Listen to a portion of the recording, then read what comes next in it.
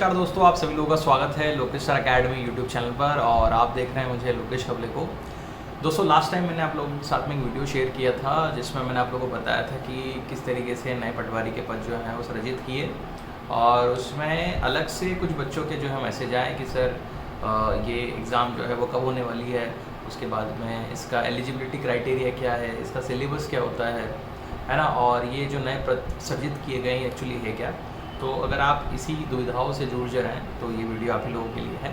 तो सबसे पहले मैं आप लोगों को बता दूं कि मध्य प्रदेश में जो पटवारी का जो पद है वो रेवेन्यू डिपार्टमेंट का पद है। और अगर हायरार्की में अगर हम लोग देखें तो रेवेन्यू डिपार्टमेंट सबसे बॉटम से ये जो है स्टार्ट होता है। और इसमें मुख्य रूप से रेवेन्यू जनरेशन, खसरा और भूमि मापन, ये सारी कार्य जो हैं वो पटवारी के होते हैं।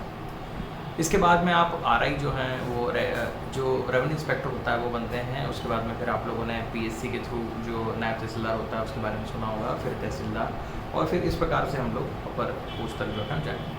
तो ये तो हो गई इसकी हायरार्की।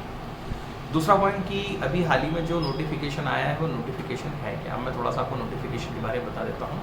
तो ये 13 मई 2022 को नोटिफिकेशन आया था कार्यालय आयुक्त भू अभिलेख मध्य प्रदेश के द्वारा। इसका क्रमांक है 539, ताकि कन्फर्मिटी आप लोग लिए रहे। विषय जो है वो मुख्य रूप से इसमें लिख रखा है कि पटवारी के नवीन पद सृजित होने से जिलावार आवंटन करने के संबंध में, मतलब कि जो पटवारी के जो पद माननीय मुख्यमंत्री जी ने घोषित किए थे उसमें अब जो नवीन पद है वो कितने सृजित हो गए और जिलावार उनकी सूची क्या है। तो इसकी जो PDF है मैंने ऑलरेडी डाल दी है टेलीग्राम चैनल पर। अगर आप लोग नहीं जुड़े हैं तो डिस्क्रिप्शन बॉक्स में टेलीग्राम चैनल और हमारा ऐप दोनों है, तो आप डाउनलोड कर लीजिएगा। तो ये PDF भी आप लोगों को पर मिल जाएगा। उसके बाद में संदर्भ जो है वो क्या है, मध्य प्रदेश शासन राजस्व विभाग भोपाल के ज्ञाप क्रमांक का नाम दिया, फिर वो F1301 2019। उसके बाद में आप देखेंगे 5 दिनांक 25/4/2022, ये मुख्य रूप से हो गया। इसके अंदर विषयगत लेख दिए हुए, तो लेख बहुत बड़ा है, मैं आपको इसका जिस्ट बता देता हूँ। ये है कि अब बहुत ही जल्दी मध्य प्रदेश पटवारी की एग्ज़ाम होगी और उसके अंदर जो एग्ज़ाम है उसमें टोटल जो पद हैं, इसके टोटल पद का अगर हम लोग कैलकुलेशन करें तो वो है एग्जैक्ट आपको बता रहा हूँ 24,224 पद। तो 24,224 पद टोटल है। और पूरे के पूरे जो हमारे 10 संभाग, मतलब जो डिविजन्स हैं, उनको डिवाइड करके जिलावार उनमें कितने पद हैं। उदाहरण के लिए जैसे शहडोल है तो शहडोल में उमरिया, शहडोल अनूपपुर है, तो उमरिया में 249 मतलब 249 पद हैं, शहडोल में 410 पद हैं और अनूपपुर में 299। इसी प्रकार से आप अपने जिले का भी देख सकते हैं, जैसे रीवा है, जबलपुर है, इस संभाग में, मतलब फिर सागर, नर्मदापुरम, भोपाल, इंदौर, उज्जैन, ग्वालियर, चंबल। तो आपको डिवीज़न के अंदर जो डिस्ट्रिक्ट्स हैं उसके अकॉर्डिंग आपको सारी पोस्ट मिल जाएगी, तो आप अपने ज़िले वाइज उसको देख लीजिएगा। दूसरा प्रश्न ये था कि सर इसका एलिजिबिलिटी क्राइटेरिया क्या होता है। मिनिमम क्वालिफिकेशन इसके अंदर ग्रेजुएशन, पिछली बार की जो एग्ज़ाम थी उसके अकॉर्डिंग मैं आपको बता रहा हूँ। तो नई विज्ञप्ति आएगी तो उसमें आपको पता लगेगा। तो मिनिमम क्वालिफिकेशन ग्रेजुएशन चाहिए और कंप्यूटर डिप्लोमा जो है इसके लिए चाहिए होता है।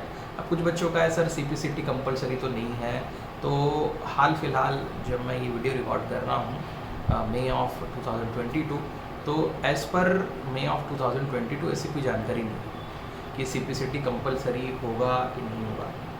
जहाँ तक मुझे लगता है कि ऐसा नहीं करना चाहिए, क्योंकि बहुत सारे बच्चे जिन्होंने DCA PGDC किया है स्पेशली पटवारी के लिए, तो उनके लिए ये नाइंसाफ़ी होगी। तो CPCT अभी हाल फिलहाल में तो कंपलसरी नहीं है। हाँ, अगर विज्ञप्ति में हो जाता है तो फिर हो सकता है कि कंपटीशन थोड़ा सा और कम हो जाए। तो मिनिमम क्वालिफिकेशन ग्रेजुएशन है और कंप्यूटर योग्यता आपके पास होना चाहिए, जिसमें कंप्यूटर डिप्लोमा वो मानते ही मानते हैं। ठीक, तो ये हो गया आपके दूसरे प्रश्न का जवाब। तीसरा प्रश्न ये था कि सर इसका सिलेबस जो है वो क्या होता है, और सिलेबस के बाद में फिर मैं आपको कट ऑफ बताऊँगा कि लास्ट टाइम की कट ऑफ क्या रही और इस बार की एक्सपेक्टेड कट ऑफ क्या रही। एग्ज़ाम के पहले प्रेडिक्ट करना कोई भी चीज़ गलत है, लेकिन हम अनुमान तो लगा ही सकते हैं। तो अगर हम लोग इसके सिलेबस की बात करें तो मैं आपको बता दूं केवल एक ही दिन में आपका एग्ज़ाम हो जाएगा। शिफ्ट के अंदर ये होता है, पूरा ऑनलाइन एग्ज़ाम होगा और जब आप एग्ज़ाम देंगे और टाइमर जब कंप्लीट होगा तो उसी टाइम पर आपके पास में आपके मार्क्स भी आ जाएंगे। ठीक है, तो आप उसके हिसाब से फिर ये देख सकते हैं कि इसके अंदर आपका सिलेक्शन हो रहा है नहीं हो रहा, इसमें अंदर कोई इंटरव्यू नहीं है। तो अगर आप तैयारी करना चाहते हैं तो सिलेबस में 100 नंबर का पेपर होगा आपका। जो पूरा पाठ्यक्रम है उसमें आप देखेंगे पेपर जो है वो सामान्य ज्ञान मतलब कि जो आपका जनरल नॉलेज है उसको टेस्ट किया जाता है। फिर सामान्य गणित और सामान्य अभिरुचि मतलब मैथ्स, और आप बोल सकते हो कि कुल मिला के एप्टीट्यूड आपका वहाँ पर चेक होगा।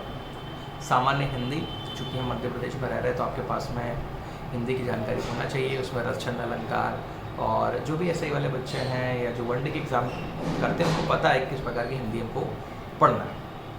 चौथा जो सबसे महत्वपूर्ण भाग है, जो मैं भी आप लोगों को पिछली बार भी पढ़ाया था, इस बार भी पढ़ाऊँगा, ग्रामीण अर्थव्यवस्था एवं पंचायती राज।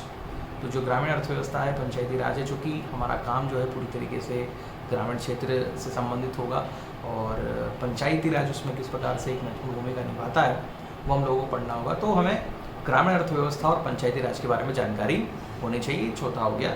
और पांचवा है आपका कंप्यूटर विज्ञान मतलब कि कंप्यूटर साइंस जो है उसके बारे में आपको जानकारी होनी चाहिए। तो पाठ्यक्रम में 5 आप देखेंगे यूनिट्स हैं, सामान्य ज्ञान की, सामान्य गणित अभिरुचि की, हिंदी की, उसके बाद में ग्रामीण अर्थव्यवस्था और पंचायती राज, और एक कंप्यूटर साइंस की। तो ये 5 है, और इंडिविजुअली आप देखेंगे तो 20-20 में बटा, तो 20-20-20-20 तरीके से 100 नंबर का आपका पेपर होगा। तो आपको इसके अकॉर्डिंग तैयारी करनी है। कोई दूसरा वीडियो बताऊंगा जिसके अंदर आपको बताऊंगा इसकी स्ट्रैटेजी क्या रहेगी। तो ये हो गया इसका सिलेबस। लास्ट टाइम इसका कट ऑफ क्या था वो मैं आपको बता देता हूँ। जब लास्ट टाइम पटवारी हुआ तो उसमें जो कट ऑफ गई थी, अगर हम लोग बात करें कैटेगरी वाइज कट ऑफ की बात करें, तो जनरल कैटेगरी जो है इसकी कट ऑफ थी 85 है ना, आउट ऑफ 100। और ये नॉर्मलाइजेशन में उस टाइम पर कम ज़्यादा हुए थे, तो एवरेज कट ऑफ जो है मान के चलिएगा आप, तो 85 जो है वो आपको लेके आना है अगर आप जनरल कैटेगरी में है तो। ओबीसी वालों की जो कट ऑफ गई थी वो 80 गई थी, SC ST की जो कट ऑफ है वो गई थी 75, और PWD जो है उनकी कट ऑफ गई थी 70 से 75 के मध्य। तो इस बार भी लगभग अगर हम लोग देखें एक प्रेडिक्ट करें तो जनरल वाले जो हैं वो 80 से 83 के बीच में सेफ रहते हैं, और उसके अकॉर्डिंग फिर आप जो है 4-4, 5-5 नंबर कम कर देंगे तो OBC SC ST और PWD जो है वो आपको ध्यान में रखना होगा। तो आप दिमाग में एम जो है वो लगभग 90-95 का करें, तब जाके आपके जो है वो नंबर इतने हैं।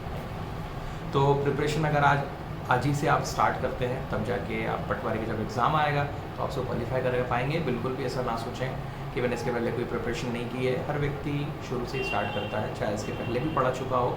और मैं आपको बहुत विश्वास के साथ ही बात बोल रहा हूँ, अगर इसके पहले भी किसी ने तैयारी की है वो भी आपके बराबर ही है, क्योंकि पिछले 2 साल से 3 साल से उसने एग्ज़ाम नहीं दिया, वो आपके लेवल पे आ चुका है। तो आप लोगों के पास में एक अच्छा मौका है कि इस बार का जो पटवारी आने वाला है जिसमें 24,224 पद हैं, तो उसमें से एक पद आपका हो, ऐसी मैं ईश्वर से कामना करूँगा।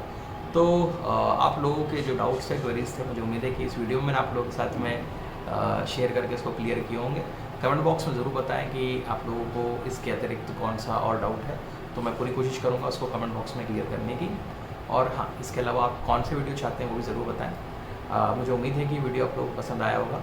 अगर पसंद आया तो अपने दोस्तों के साथ में इसको शेयर करें, लाइक करें और सब्सक्राइब कर लें आपके अपने इस यूट्यूब चैनल को। मिलते हैं नेक्स्ट वीडियो में। आप लोगों का बहुत बहुत धन्यवाद।